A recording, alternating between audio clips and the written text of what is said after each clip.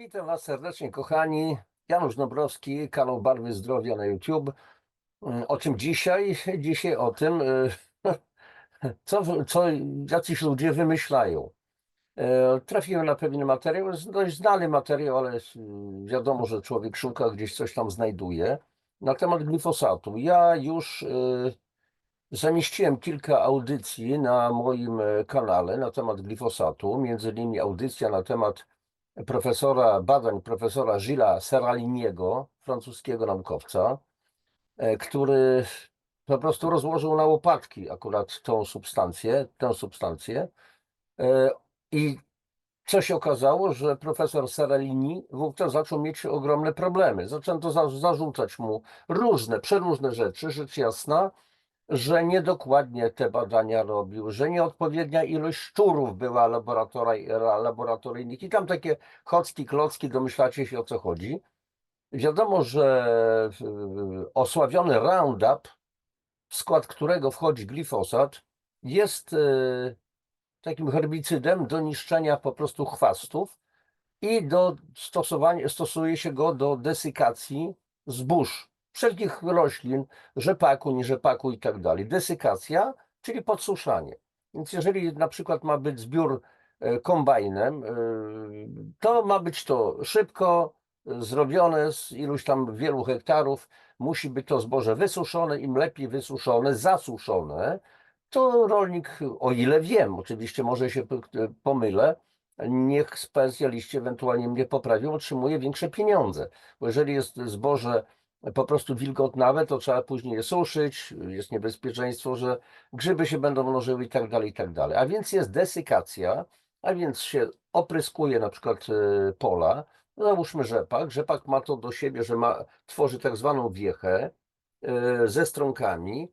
Te strąki na dole szybciej zasychają, te na górze jeszcze nie. I teraz, jeżeli trzeba wybrać odpowiedni czas kombajnowania zbioru, bo jeżeli za późno to się zrobi, to te strąki na dole już pękają, tracimy nasiona. Jeżeli za wcześnie, to te strąki na dole nadają się do ewentualnie kombajnowania, ale strąki na górze są jeszcze niedojrzałe, zielone, zapychają na przykład sita w kombajnach i tak dalej, i tak dalej. I fachowcy doskonale o tym wiedzą, ja tylko przybliżam temat, może niedokładnie, ale na tym to rzecz po prostu, słuchajcie, polega. A więc stosuje się desykację, podsuszanie, rośliny zasychają i sprawa załatwiona. I teraz jest pytanie, co się dzieje z tym glifosatem i innymi składnikami ropopochodnymi Roundupu. A w dwóch audycjach ja o tym bardzo dokładnie mówiłem, przytaczałem badania naukowe. Przecież ten cały glifosat i całe inne składniki Roundupu zostają już w nasionach. Tego się nie da oczyścić. I teraz, jeżeli stosujemy pszenicę, jeżeli stosujemy kaszę gryczaną, kasza gryczana jest bardzo zdrowa przecież, i okazuje się, że na przykład są instytucje, które robią badania, biorą próbki po prostu nasion, produktów, okazuje się, że kasza gryczana jest z glifosatem. A co robi glifosat? A glifosat jest bardzo niebezpieczny. Będziemy o tym, kochani, po prostu tutaj będziemy mówić, ale jeszcze w innych audycjach. Glifosat między innymi niszczy nasze jelita. W powiązaniu z glutenem, też osławiony, a co tam, jaki tam gluten i tak dalej. Tak, dlatego że dawne, stare zboża, czy to chodzi o orkisz, na przykład, czy płaskórkę, czy samoprze, były to na przykład pszenica, płaskórka czy samoprza, w chromosomach miał taki układ chromosomów, że wytwarzały oczywiście gluten, ale niewiele tego glutenu było. Natomiast dzisiaj chodzi o to, żeby te nasze wypieki rosły nieprawdopodobnie szybko. Były te bułeczki duże, tyle ciasta, kuleczka ciasta i ona ma przy pomocy spulchniaczy i przy pomocy glutenu po prostu szybko wyrosnąć. I teraz nie dziwmy się, że gdzieś tam w hipermarketach bułeczki są sprzedawane czasami w jakichś promocjach po 20, po 30 groszy. To co one w sobie zawierają, żeby się opłacało w ogóle? Inna sprawa, że wiele takich bułeczek to są bułeczki dostarczane gdzieś tam z Chin, to się w głowie nie mieści, ale to się widocznie opłaca. Zamrożone po prostu i sprawa załatwiona do pieców i w ten sposób to się wszystko robi. Jeszcze raz powtarzam, jeżeli się mylę, to niech ktoś, ewentualnie kto się zna, niech po prostu poprawi. I teraz, kochani, zanim przejdę do dalszej części audycji, prośba o subskrypcję, o lajkowania, o dzielenie się tymi linkami ze swoimi znajomymi na wszelkich social media. Niech wzrasta świadomość, dlatego że na YouTube nie mogę liczyć. Jestem. Nie chodzi o, słuchajcie, tutaj o jakieś takie bicie piany, powiedzmy, ale ci YouTube nie pomoże absolutnie w żadnym wypadku. Ja nie spełniam standardów społecznych YouTube'a. A co to są standardy społeczne, to ja nie wiem. Kilka razy podpadłem, miałem ostrzeżenia, 2 razy zdjęto mi audycję. O, kilka lat temu jeszcze w tym okresie covidowym, więc już jestem na jakiejś tam czarnej liście. I tylko od was zależy to, od waszych subskrypcji, żeby ten kanał szedł w górę, żeby po prostu docierała ta wiedza do jak najszerszej liczby ludzi. Tylko tyle. Dobrze, a teraz słuchajcie, zabieramy się kochani, za udostępnienie ekranu i tutaj zaraz sobie tutaj pewną rzecz pokażemy. O, właśnie, już. Myślę, że już widzicie. Według Ministerstwa Zdrowia glifosat jest bezpieczny. Słuchajcie, ten artykuł na tym portalu został zamieszczony 4 maja 2021 roku, a więc wtedy kto inny rządził w Polsce, inna ekipa, ale tu słuchajcie, żebyśmy się dobrze zrozumieli, niezależnie od ekipy, to w dalszym ciągu funkcjonuje. To w dalszym ciągu funkcjonuje. Zaraz tu tylko zwiększę czcionkę, żeby to dla was było lepiej widoczne i tak dalej. I przejrzyjmy to sobie wspólnie. Stosowanie środków ochrony roślin zawierających glifosat zgodnie z etykietą, instrukcją stosowania jest w świetle aktualnej wiedzy bezpieczne dla konsumentów, jak i operatorów wykonujących zabiegi agrochemiczne oraz pracowników polowych przy zachowaniu określonych środków ochrony osobistej, a także rezydentów i osób postronnych. Naukową podstawę do podjęcia powyższej decyzji stanowiły opinie Europejskiego Urzędu do Spraw Bezpieczeństwa Żywności EFSA, którym towarzyszył wieloetapowy proces konsultacji i recenzji ze strony uznanych instytucji państw członkowskich. Poinformował Waldemar Kraska, sekretarz stanu w Ministerstwie Zdrowia, w odpowiedzi z 18 kwietnia 2021 roku na interpelację poselską w sprawie glifosatu. I kochani, nie można się do tego od razu na samym początku nie odnieść. Jakie naukowe podstawy? Wszystko można, kochani, kupić. Taka jest prawda. Jest nauka i jest nauka. Taka jest prawda. Nie oszukujmy się, was nie muszę po prostu przekonywać. W COVID-zie też nam mówiono, bezpieczne szczepionki, absolutnie przebadane i tak dalej, i tak dalej. Kiedyś lobotomia, czyli operacja szpikulcami do lodu, żeby rozdzielić płaty kory czołowej mózgu, była uznana za naukową, medyczną metodę leczenia z homoseksualizmu, powiedzmy z różnych odchyłów, przepraszam, różnych po prostu według tych ludzi odchyłów po prostu psychicznych, a więc chorób psychicznych i tak dalej, i tak dalej. Do tego doszło, że jedna z córek szanownego rodu Kennedy w Stanach Zjednoczonych również została poddana tej metodzie. Zrobiło się warzywko dosłownie z tej dziewczyny. I tak dalej. Więc jaka nauka? To jest głupota. I teraz poniżej pełna treść pisma. W odpowiedzi na interpelację numer i tak dalej złożoną przez posłów pana Roberta Obaz, Anitę Kucharską-Dziedzic i tak dalej, i tak dalej, i tak dalej. Z dnia 7 kwietnia 2021 w sprawie badań na obecność glifosatu uprzejmie proszę o przyjęcie poniższych informacji będących w zakresie właściwości Ministerstwa Zdrowia.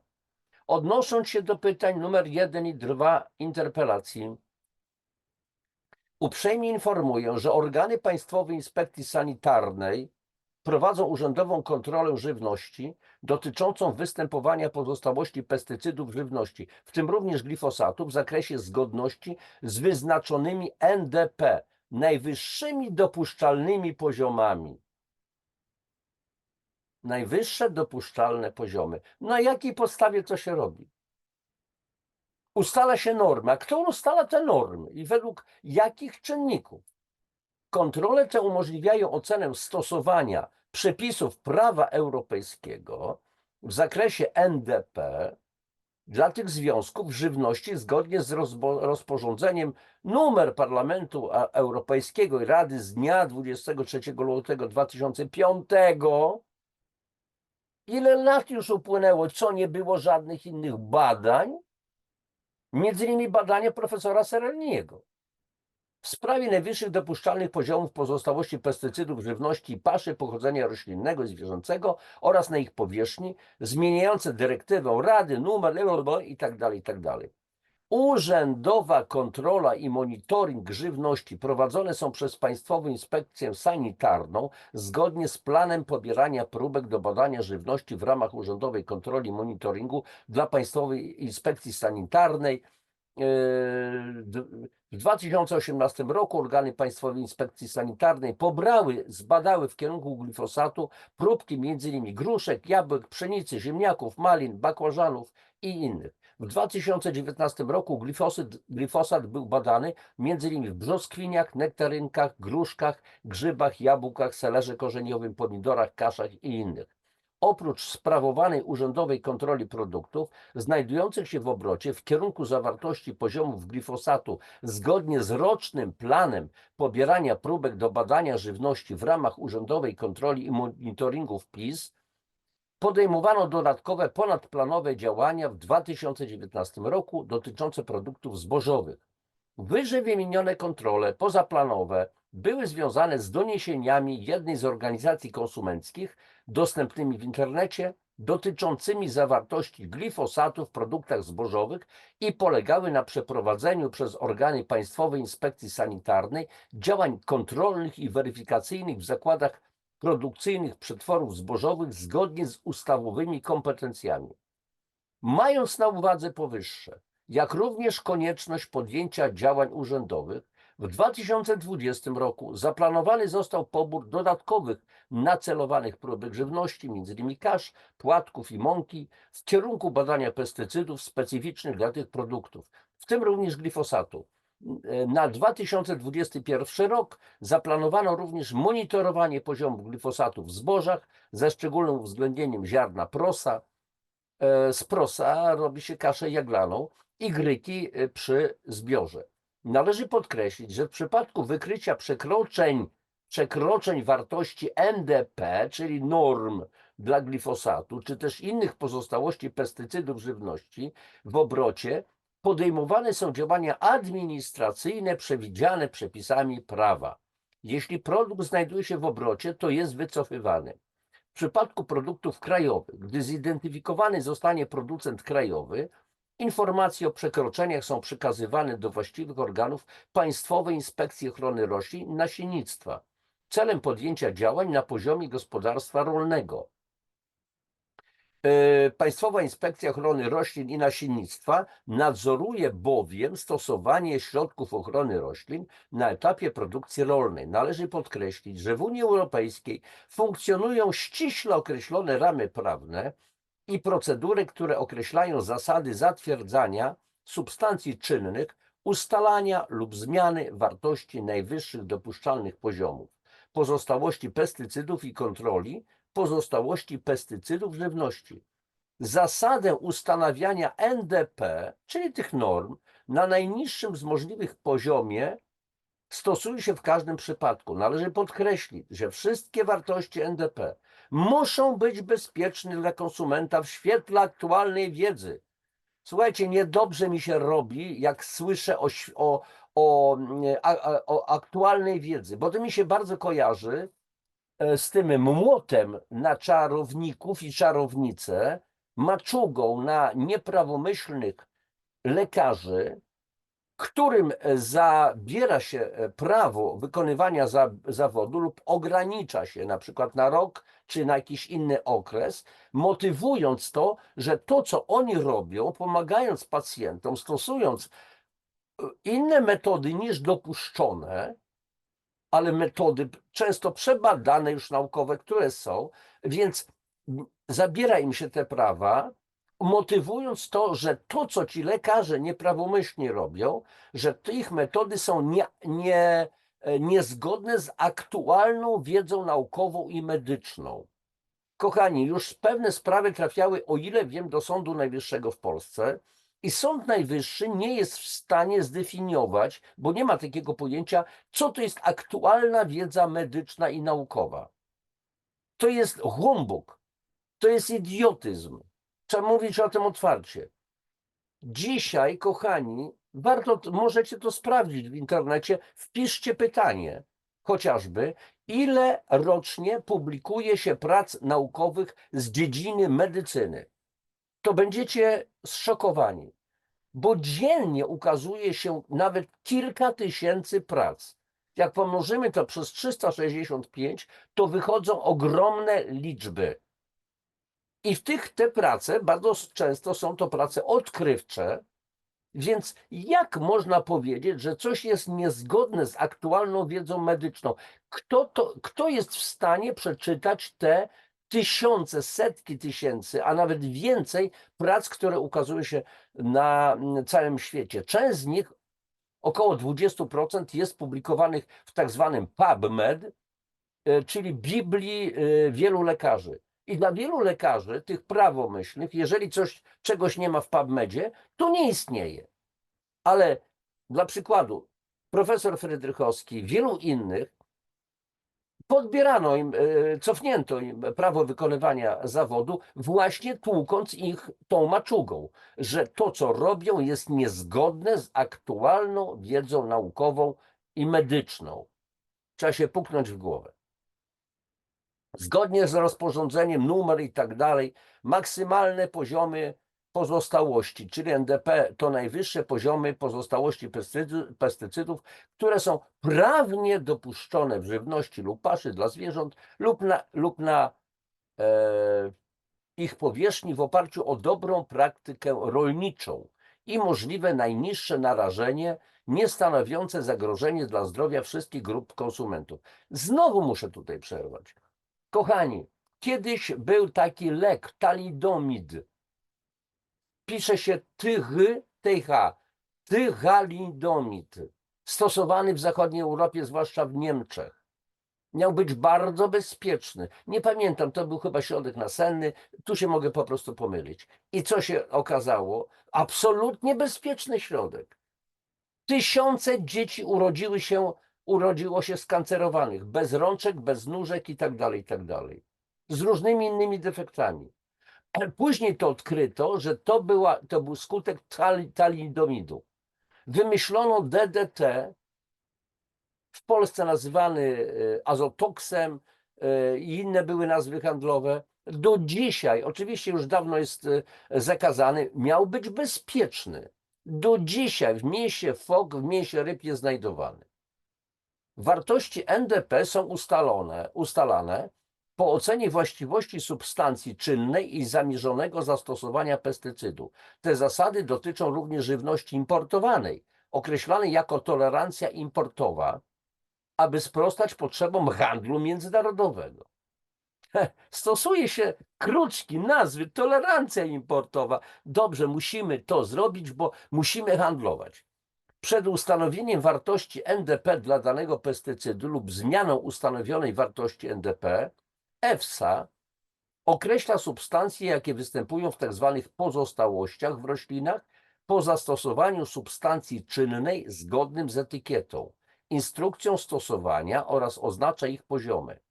Następnie wykonuje się ocenę narażenia konsumenta wynikającego z pobrania tych pozostałości wraz z żywnością. Ponadto informacje dotyczące zarejestrowanych w Polsce środków ochrony roślin są w dyspozycji ministra rolnictwa i rozwoju wsi. Dopiero na ich podstawie resort zdrowia może dokonywać dalszych koniecznych analiz zgodnie ze swoimi kompetencjami. W kwestii dotyczącej badań wody pitnej na obecność glifosatu uprzejmie informuję, iż kwestię bezpieczeństwa zdrowotnego wody reguluje ustawa z dnia numer ustawy i tak o zbiorowym zaopatrzeniu w wodę i zbiorowym odprowadzaniu ścieków oraz wydane na jej podstawie rozporządzenie ministra zdrowia z dnia 7 grudnia 2017 roku w sprawie jakości wody przeznaczonej do spożycia przez ludzi. Co z tego, że do ciężkiej, a niespodziewanej, chciałoby się powiedzieć mocniej, są rozporządzenia wydawane, które nijak nie mają się do rzeczywistości. Nasza woda wodociągowa jest często skażona kilkudziesięcioma tysiącami różnego rodzaju związków chemicznych. Skąd się to wodę pobiera? Z rzek, z jezior, ze zbiorników wodnych. Po prostu były w Polsce robione sztuczne jeziora jako zaopatrzenie wody dla ludności. I co? Odcieki z pól, kwaśne deszcze i tak dalej, pyły, wiatry, wielopierścieniowe węglowodory aromatyczne. Kiedyś dr Zbigniew Hałat wydał swoją tak zwaną turkusową książeczkę i w tej książeczce opisywał bardzo dokładnie, co trafia do wody. I dzisiaj na skalę komunalną nie ma szans oczyszczenia wody z tych wszystkich środków chemicznych. Coś akurat nieco wiem na ten temat. Nie mam tutaj pod ręką. Aha, mam pod ręką. Drugi tom akurat mojej książki Woda, fenomen życia, gdzie ja to dokładnie opisuję. Wszystkie argumenty. I teraz co w związku z tym trzeba robić? Każdy powinien, kto naprawdę poważnie myśli o swoim zdrowiu i zdrowiu swoich bliskich, zamontować filtry osmotyczne lub jakieś inne ewentualnie. Ale najlepiej się sprawdzała do tej pory osmoza.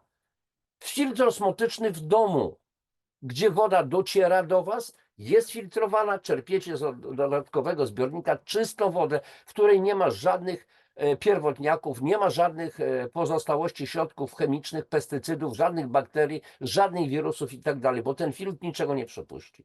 To tak po prostu przy okazji.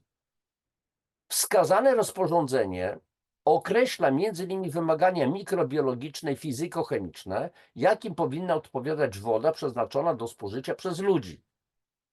Aktualny stan prawny jest efektem wdrożenia m.in. przepisów dyrektywy Rady Unii Europejskiej itd.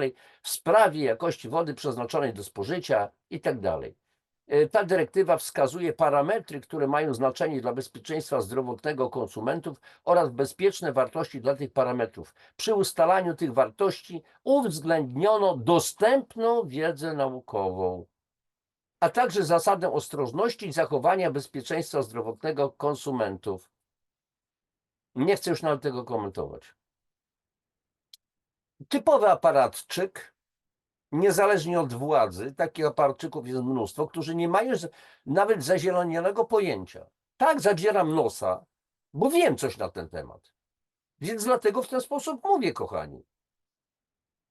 Nie dlatego, że coś tam przeczytałem i nie wiem. Wiem na ten temat bardzo dużo, na temat badań naukowych na temat prac publikowanych wszędzie przez faktycznych ekspertów od wody, więc nie mamy o czym mówić. Ponadto wartości te zostały ustalone tak, aby mieć pewność, że woda przeznaczona do spożycia przez ludzi może być bezpiecznie spożywana przez całe życie. Guzik, prawda? Takie podejście do wartości parametrycznych dla poszczególnych substancji znajdujących się w wodzie pozwala na zapewnienie wysokiego poziomu ochrony zdrowia.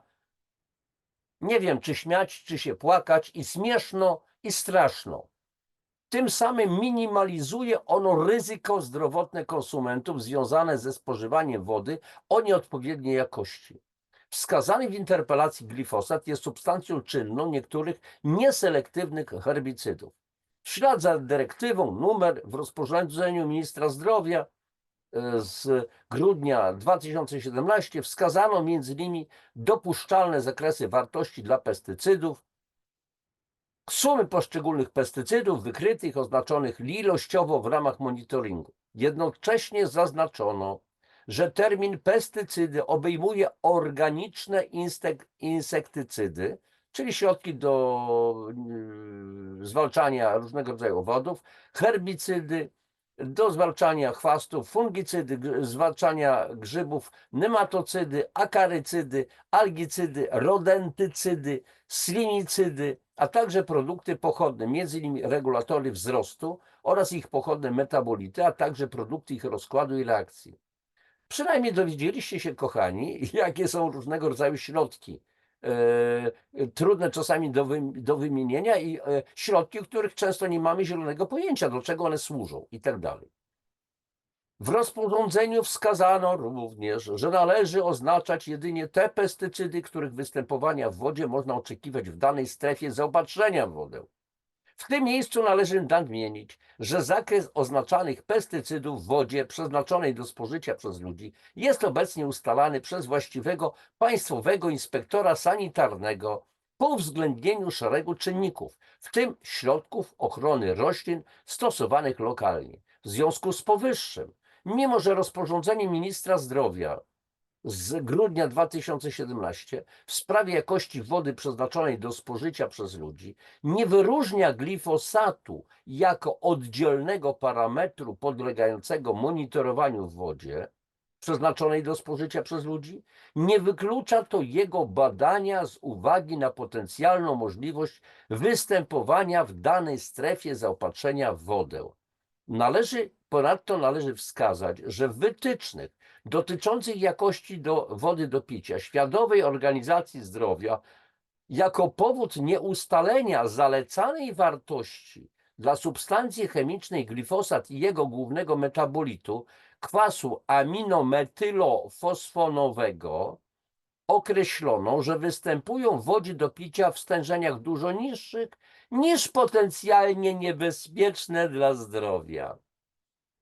Światowa Organizacja Zdrowia wskazuje na niską mobilność glifosatu w glebie, co oznacza minimalny poziom zagrożenia skażeniem wód podziemnych. Jednak mimo to związek ten może przedostawać się do wód powierzchniowych lub gruntowych, jeżeli jest używany w pobliżu środowisk wodnych lub na skutek spływu z obszarów jego stosowania na lądzie. Może też do tego dochodzić w wyniku jego wypłukiwania z miejsc i jego stosowania. Jednocześnie w wyżej wymienionych wytycznych zaznaczono, że toksyczność glifosatu oraz jego głównego metabolitu, kwasu aminomethylofosfonowego, uznaje się za niską, a typowa obecność glifosatu i tego kwasu w wodzie przeznaczonej do spożycia nie stanowi zagrożenia dla ludzi. Kochani, ja już dawno mówię, że należy wyjść ze Światowej Organizacji Zdrowia jak najszybciej. Ta organizacja stała się w ogóle organizacją na początku, kiedyś tam może przed wielu laty może cele były dobre. Teraz to jest organizacja przypuszczalnie znak zapytania na końcu, czy nie jest przypadkiem organizacją przestępczą, jeżeli mówi o czymś takim. Dlaczego? Dlatego, że to jest kłamstwo, to jest manipulacja. Odnosząc się do pytania numer 3, minister zdrowia uprzejmie informuje, że stosowanie środków ochrony roślin zawierających w swoim składzie tę substancję, zgodnie z etykietą, instrukcją stosowania, jest znowu maczuga, w świetle aktualnej wiedzy bezpieczne. Może za rok, może za 2, może za 3 okaże się, że ta aktualna wiedza już stała się nieaktualna. I co pan Kraska, który żyje oczywiście, były minister w rządzie PiS, a teraz następny minister w rządzie, powiedzmy, koalicji, co na ten temat mógłby powiedzieć? Pewnie potwierdzi to samo. Narodowy Instytut Zdrowia Publicznego, Państwowy Zakład Higieny, będący instytutem badawczym nadzorowanym przez ministra zdrowia, śledzi na bieżąco oficjalne publikacje naukowe i opinie instytucji międzynarodowych dotyczące możliwości wystąpienia skutków zdrowotnych wynikających ze stosowania pestycydów, w tym glifosatu. Do takich niezależnych instytucji, niezależnych, należą między innymi Europejski Urząd do Spraw Bezpieczeństwa Żywności EFSA, oraz wspólne posiedzenie ekspertów Światowej Organizacji Zdrowia, i Organizacji do Spraw Żywności i Rolnictwa ONZ, FAO, w sprawie pozostałości pestycydów, stanowiące na całym świecie wykładnię dla zarządzania ryzykiem zdrowotnym wynikającym z obecności pozostałości pestycydów w żywności. Odnowienie przez Komisję Europejską zatwierdzenia glifosatu w sprawie odnowienia zatwierdzenia substancji czynnej glifosat zgodnie z rozporządzeniem Parlamentu Europejskiego i Rady i tak dalej, i tak dalej. Tak świadczy o tym, że stosowanie środków ochrony roślin zawierających w swoim składzie tę substancję zgodnie z etykietą, instrukcją stosowania jest w świetle aktualnej wiedzy bezpieczne zarówno dla konsumentów, jak i operatorów wykonujących zabiegi agrochemiczne oraz pracowników polowych przy zachowaniu określonych środków ochrony osobistej, a także rezydentów i osób postronnych. No i naukową podstawę do podjęcia powyższej decyzji stanowiły opinie Europejskiego Urzędu do Spraw Bezpieczeństwa Żywności EFSA, którym towarzyszył wieloetapowy proces konsultacji, recenzji ze strony uznanych instytucji państw członkowskich. Zdaje się, że poprzednia władza chciała ciągle wyjść z Unii Europejskiej, opuścić, dokonać polexitu. To tutaj w tej chwili powołuje się były sekretarz stanu na Unię Europejską. Hipokryzja. Więc stosowanie środków ochrony roślin niezgodnie z etykietą, instrukcją stosowania nie powinno mieć miejsca, przy czym nadzór nad prawidłowością stosowania tych środków leży w kompetencjach inspekcji podległych resortowi rolnictwa. Istnienie najmniejszych, ale uzasadnionych i udowodnionych przesłanek wskazujących na potencjalną możliwość szkodliwego oddziaływania substancji czynnych, w tym glifosatu, dyskwalifikuje możliwość stosowania takiej substancji jako składnika środków ochrony roślin. Ponadto EFSA po dogłębnej analizie wyników wielu badań toksykologicznych stwierdził, że nie ma dowodów wskazujących na kancerogenne działanie glifosatu dla ludzi. Słuchajcie, piekło chyba zamarzło. Piekło zamarzło. Jeszcze raz odsyłam ewentualnie EFSA do badań profesora Seraliniego, który został zjechany. Ja w opisie tej mojej audycji zamieszczę link do 2 audycji. Pamiętam chyba, że 2 audycje na ten temat robiłem. Właśnie do audycji, gdzie była mowa o badaniach profesora Seraliniego. Więc ponadto EFSA po dogłębnej analizie wyników wielu badań toksykologicznych stwierdził, że nie ma dowodów wskazujących na kancerogenne działanie glifosatu dla ludzi. Uprzejmie informuję, że ustawodawstwo polskie i unijne nie normuje dopuszczalnych poziomów pestycydów w organizmie człowieka. Prawo unijne normuje najwyższe dopuszczalne poziomy pozostałości pestycydów jedynie w produktach spożywczych. Po prostu to się, słuchajcie, nie wiem jak to określić, cisną się okropne słowa na tego typu sformułowania. I co tam jeszcze? A więc tylko w produktach żywnościowych określamy, ale w organizmie ludzkim nie normujemy. Nawet, oczywiście gdyby to były normy, to też byłyby po prostu zawyżone i sprawa załatwiona. Badania zawartości glifosatu w moczu są wykonywane w Polsce przez komercyjne laboratoria. Uzyskiwane wyniki nie mają żadnej wartości diagnostycznej, a jedynie poznawczą, mówi pan sekretarz stanu Kraska. Jedynym punktem odniesienia jest wartość granicy oznaczalności zastosowanej metody analitycznej, czyli najniższe stężenie substancji, które można oznaczyć daną metodą analityczną z określoną pewnością. Należy jednak podkreślić, że uzyskane na przykład w moczu poziomy glifosatu powyżej granicy oznaczalności metody analitycznej nie muszą stanowić zagrożenia dla zdrowia danego człowieka, a świadczą jedynie o tym, że konsument mógł pobrać glifosat na przykład drogą pokarmową. Obecność w żywności pozostałości glifosatu może wynikać z legalnego, zaakceptowanego i ocenionego pod kątem bezpieczeństwa dla konsumenta stosowania. Tyle na razie. Komentarze. Myślę, że warto tutaj. Jak wiemy, właścicielem Monsanto jest niemiecka firma Bayer, więc glifosat będzie długo jeszcze bezpieczny. W Stanach Zjednoczonych firma Monsanto przegrała proces z człowiekiem, który pryskał glifosatem, zachorował na raka, ale w Europie jest bezpieczny. Oprócz glifosatu jest stosowanych wiele pestycydów, które są szkodliwe i tak dalej, i tak dalej.